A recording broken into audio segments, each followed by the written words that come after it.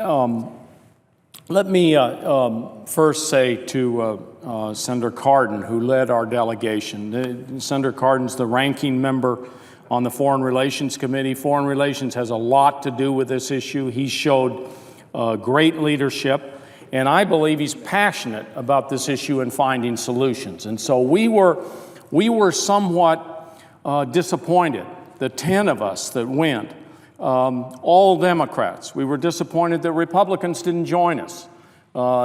This is an issue that really needs bipartisanship. We need to join Republicans and Democrats to an issue that threatens our national security, threatens our economy, threatens our environment. It is an issue that is looming out there and needs attention. And so we look forward to work with our friends on the other side of the aisle to move forward on this issue. As I looked over there and saw what was happening, I remember many of the briefings we've had, and everyone that has looked at this challenge of global warming, of climate change, says that we need to do two things.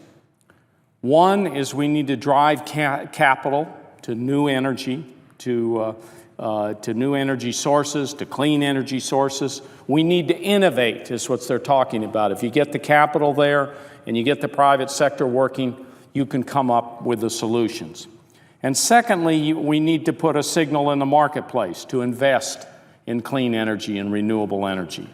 And I was so proud of what had happened over there in terms of the world joining together. More than 184 countries came together, and we're going to see the conclusion of their action this week. But they have stepped forward and said, we are going to have targets, we're going to have goals, we're going to be transparent, we're going to let people know we're moving in the direction of solutions and doing something about this immense problem. So it was a major step forward to see those 184 countries step up and decide to do something. In addition, Bill Gates led a group of entrepreneurs over to Paris to announce and to challenge the world about energy research and development. We had, as everyone knows, Bill Gates is one of our great entrepreneurs. He and his wife are also philanthropists. He stepped up with 27 other billionaires to say, we're going to put billions into research and in development, and we're going to put it into innovation. And they call this project Mission Innovation. And they challenged other countries around the world to do the same thing, double their energy research and budgets. And so seeing those two things together, first of all, seeing 184 countries step up to the plate and say, we're going to do this, and I think we're going to see those announcements in the next couple of days, and seeing these entrepreneurs step forward, I think was a signal, and a bold signal, to the marketplace that we're changing and moving in a new direction, and that we're going to get this done. Now, my state of New Mexico, I'm very proud of my state because we have all sources of energy. We have uranium, we have coal, we have oil, we have gas, and we have many renewable sources: wind, biomass, solar, geothermal. But we've taken a strong step in New Mexico to push for renewable resources.